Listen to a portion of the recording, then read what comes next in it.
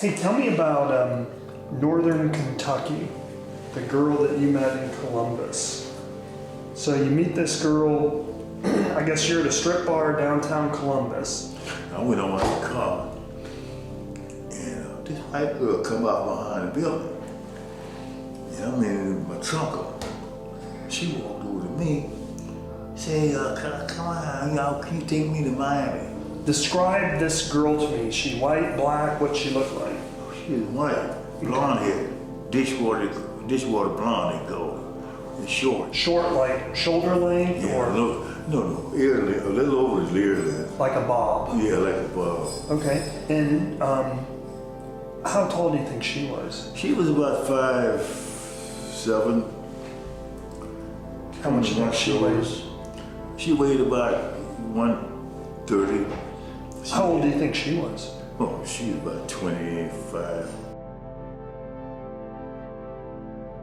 Samuel Little claimed to have murdered 93 people and was finally serving 3 life sentences for 3 of them when he died in prison in December of 2020. In his last 2 years, he was giving confessions of all the murders he had committed between 1970 and 2005. Here are 5 disturbing facts about the notorious serial killer. 1. Samuel Little was born in jail to a teen mother who abandoned him on a street corner. Little's mother was a sex worker and was in and out of jail. When Little was born, she was unable to take on the responsibilities of motherhood and left him on a street corner when he was a small child. This parental rejection likely caused a deep-seated fear of abandonment in Little. He was mostly raised by his grandmother in Ohio. He didn't attend high school and did poorly with discipline and achievements in junior high school. As a child, he was already having sexual fantasies of strangling women. Journalist Jillian Lauren wrote, quote, "I'd seen this terrifying rage rise in Little only once. He was telling me about a little girl with red ringlets in his 3rd grade class who had stared at him with wide green eyes and touched her neck. Not even he knew it yet, but somehow she sensed it was his weakness and she'd taunt him." End quote. By the time he was a teenager, he was collecting true crime magazines that had photos of women being choked. Little finally got caught for one of his crimes at 13. He was sent to the Boys Industrial School for stealing a bike, a teen reformatory on the outskirts of Columbus, Ohio. He spent a year and a half at the reformatory and received 47 infractions. In 1956, when he was 16, he was arrested in Nebraska for breaking into a dry cleaner's. He was then sent to a different state reformatory in Ohio. This state reformatory was later shut down by court order because of inhumane conditions and overcrowding. This is the prison seen in the film Shawshank Redemption. In 1961, after being paroled, he then broke into an abandoned furniture warehouse in Ohio and received a 3-year sentence. This would be his longest time spent locked up until he was caught up to again in 2012. While he was locked up, he picked up boxing. This would be a skill he later used to knock out his victims before strangling them. In doing this, strangulation marks were rarely left behind. By 1975, Little had been arrested 26 times in 11 states for various crimes such as theft, assault, attempted rape, fraud, and attacks on government officials. 2. Little had a girlfriend named Jean for 17 years while he committed the murders, and she was 30 years older than him. Jean and Little met while they were both in jail in 1971.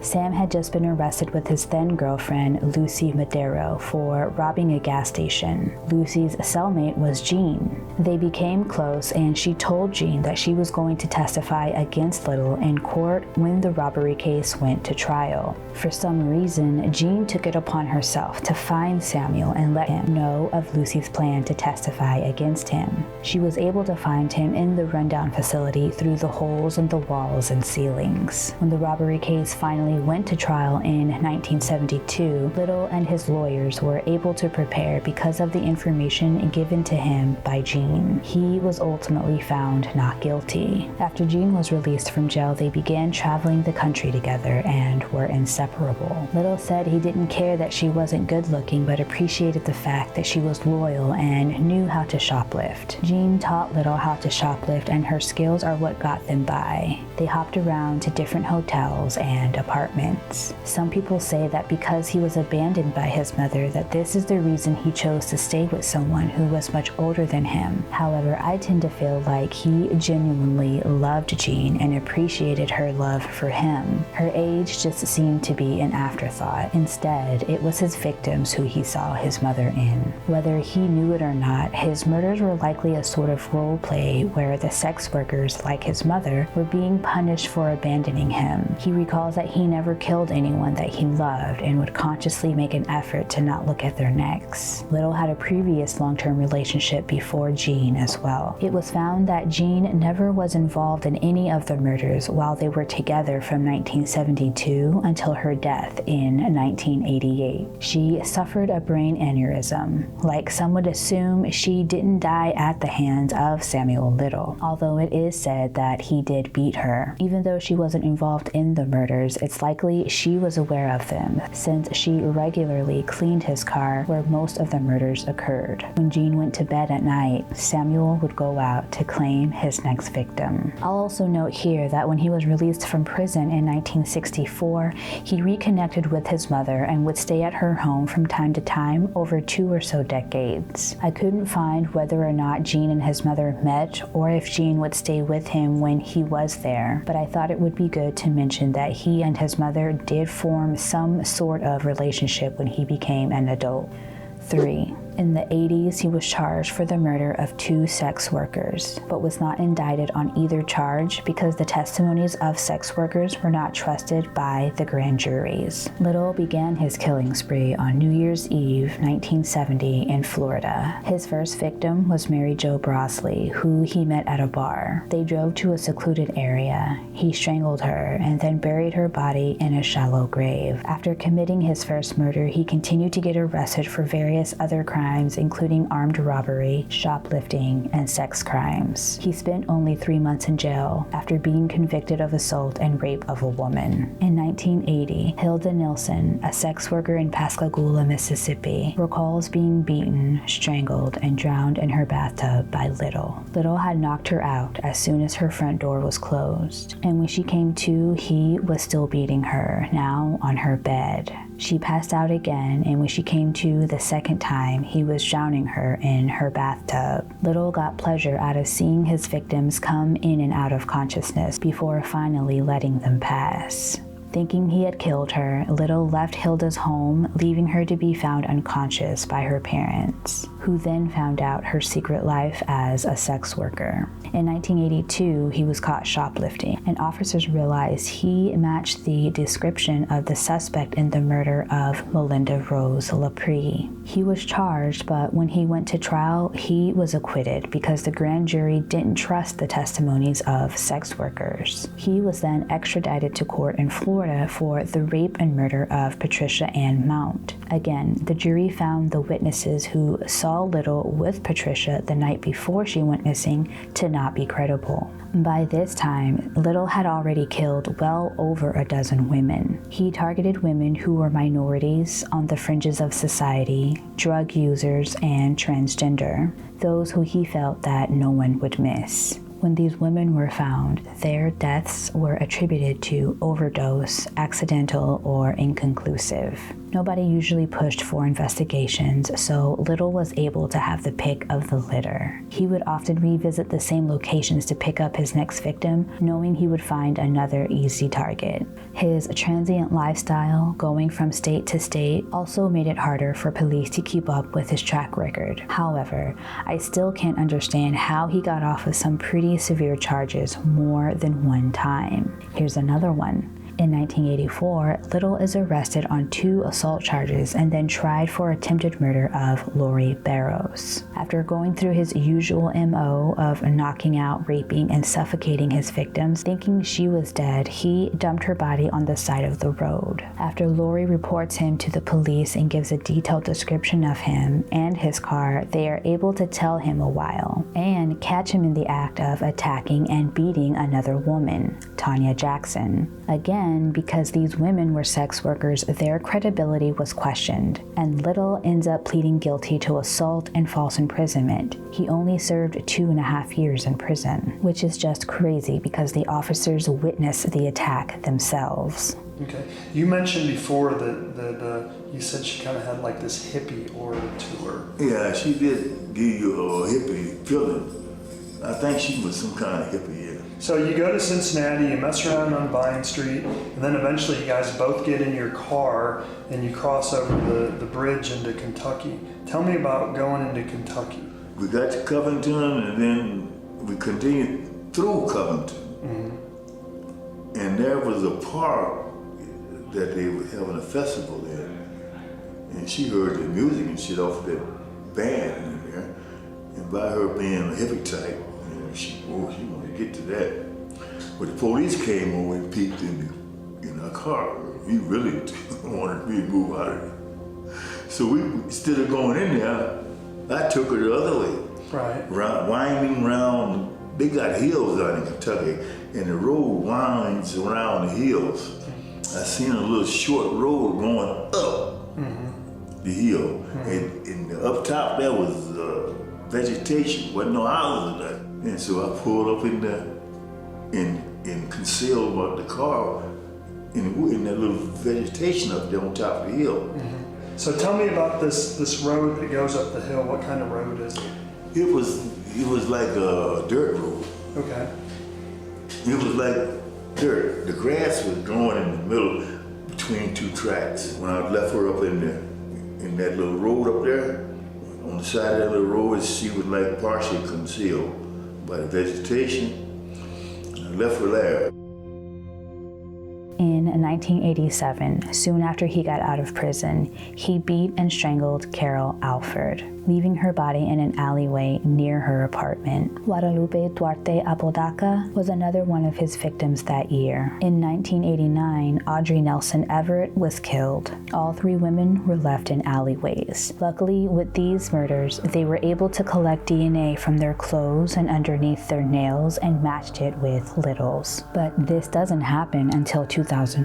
So between 1987 and 2012, Little had definitely committed and been arrested for more of his typical crimes. 4. For the last 2 years of his life, Little gave detailed confessions of his murders to help solve the rest of the cold cases. Up until 2018, Little claimed to be innocent of all crimes he was sitting in prison for. However, in 2018, Ranger James Holland wanted to try to get a little more information from him. He hoped that he might be able to get Little to talk about the murders he committed. To everyone's surprise, he made his first confession on November 9th, 2018. This was in regard to the strangulation murder of Melissa Thomas in 1996. After this point, Little gave more confessions up until his death, and each time he was given a new charge when investigators were able to link him to the cases. Little confessed to 93 murders, but says he stopped counting after 84. Investigators have been able to link him to about 60 cases. Even though he has passed away, they are still hopeful that they can solve the remaining cold cases. They are now looking to the public for help. The FBI is hoping by releasing his confession tapes that it will help to identify his remaining victims. Little was able to draw the women to help the FBI in their investigation. Little was actually a very talented artist when it came to his drawings. He began drawing as a child, and even before he started murdering women, his drawings were always of women. He was also an intelligent man with a great memory. He was able to recall details from decades ago like it was yesterday. It's too bad his talents couldn't be put to better use. Had he grown up in an environment that allowed him to flourish, I believe he wouldn't have taken the path that he was destined for. It's hard to understand how multiple juries let this man walk so many times, especially considering he was a black man in America. It makes me wonder, do Americans hate sex workers more than they hate people of color? Or did the juries think they were being noble and setting a black man free in an environment that typically seeks to lock black men up? She was pretty, a light-skinned, brown, honey-colored skin. And she was about she was tall for a woman, about 5'8", 5'9", and it's beautiful shape, and she's friendly. And how much do you think she weighed? She had a beautiful body, a beautiful 150, well put together. And how old do you think she was? She was about 30. Okay. And she's a black female. Yeah. And tell me where you met her. I met her in a nightclub in New Orleans. Her and her sister she had two sisters. Her and her youngest sister was having a birthday party. Her sister was dancing with this guy on the floor. And when I come in, the girl that I was with offered me to dance with me. And while we were dancing, she says, you want to go riding after this, after this party's over? We walked outside and she looked and seen my car at Lincoln. She said, ooh, that's a beautiful car too. So she had arm in arm, walking to the car. We got in, stopped at the gas station. We was on the Highway 10 and going toward Slidell. I seen the sign say Little Woods. So I took off the exit, went, and that sure enough was the road leading into the woods. And we went in and parked. So we finally got to where we were going, and it was by a river, a little water thing, and the big, they had a machine out there in that little river. Dredging? Okay. I grabbed her by the legs and pulled her to the water. That's the only one that I ever killed by drowning. Describe the location where she's left. Okay, I left her with her head still there in the water, half her body in the underwater, and her thighs and legs on the bank. 5. The FBI dubbed Samuel Little the most prolific serial killer in America in October of 2019. Little thought he was going to get away with all of the murders, and he almost did. He was arrested on a drug charge, and it was only after drawing his DNA that they were able to connect him to one of his many murders. When talking about the murders, he didn't show any remorse. He used words like, quote, "I loved her," end quote, and it almost seemed like they were old friends of his. North Little Rock. Tell me what that girl looked like. Oh man, I loved her. I forget her name. Oh wait, I think it was Ruth. Okay. She was a heavy-set, big old yellow gal, and had buck teeth. It had a gap between the teeth. That's what it was. And she was like honey-colored skin, and she had her hair was not really long. How tall do you think she was? She was about 5'7". How much do you think she weighed? She weighed about close to 200, about 170. Pretty big girl. Yeah. Now, where did you meet her at? Okay, down in the crack house. Her and about 6 other girls was sitting on the porch. The dude selling crack in there. I stopped to go in there. I seen the girl. That's why I stopped. We stayed together 2 days. Or more, I think about 3 days. We was going shoplifting. We went to Sears. We went to Kroger's, and that's where I got busted. They took me to jail, and she went and stayed in the car. And the manager of Kroger's, I guess he got tired of her laying up in his property in that car. He called the station where I was at in North Arkansas to drop the charges. So he can come down and get this gal and car out of him. they cut me loose. So we was headed toward with that place where Walmart's original store been. I whooped off the road and back into that little woods. It was a cornfield back there. I pulled through it, and on the other side of the cornfield was a trash pile. I parked the car facing out where I could see anybody coming in. So I pulled her out of the car. She's too big for me to carry her. So I just pulled her out of the car and laid on that trash that was lit there. So was it like a cornstalk pile, or was it? Yeah, a bunch of corn stalks. What could you see from there? I could see the highway, and in the woods is that way. But it's right outside of Little Rock. I was about 10 miles from it. From North Little Rock, you think 10 miles? Yeah, it was about 10 miles. Okay. Little has killed more people than Jeffrey Dahmer and Ted Bundy combined. Ted Bundy has a confirmed kill count of 28, and Dahmer's kill count is 17. The second most prolific killer in America, Gary Ridgway, the Green River Killer, killed 49 people. While others have claimed to have killed more, this is the highest number confirmed for any one murderer. Little passed away in December of 2020. While his cause of death hasn't been released, he was an 80-year-old man with diabetes, heart problems, and other health issues, so we can pretty much guess what his cause of death was. Las Vegas. Describe the Las Vegas victim. That was in '93. Okay. I bought a Eldorado. What color Eldorado? It was a yellow. Okay. Oh. Yellow Cadillac Eldorado. Yep. All right. What year? 78. Okay. Well, tell me about this girl. What does she look like? She was kind of thin, dark skinned, about 40 years old when she was out there hustling. I think she was a drug addict because she wouldn't have been out there. How tall was she? She was about 5'5", 5'3". And how much do you think she weighed? She weighed about 110, 120. Okay. What about her did you know? The boy came, that was her son. And she called him over there. And he came over, hey, he shook my hand and everything. Yeah. Now, how old was he? He was about 20 or about 19, 20. Okay, black male or? Black male. And where were you at when you met her? It was on Owens Avenue. Okay. Owens, that's down in the black section. Owens and Jackson.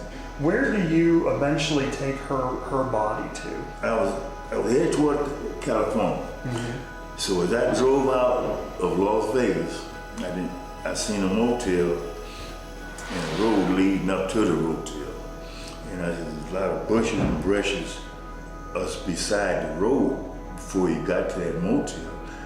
That's where I pulled up her body out and rolled it down there. And I heard a secondary roll of noise.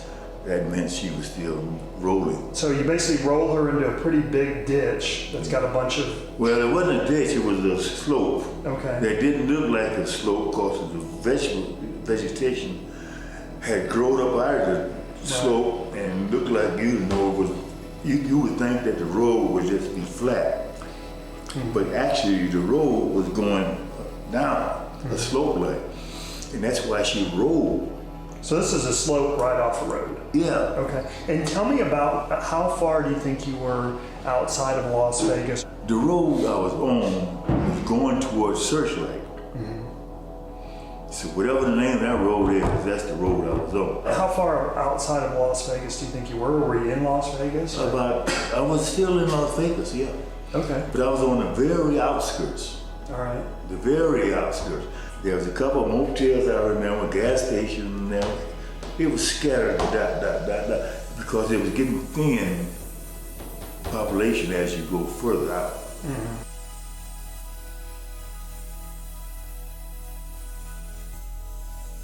Thank you for joining me today, fellow Stardust. Here's your daily reminder to stay positive and do something that you enjoy doing today.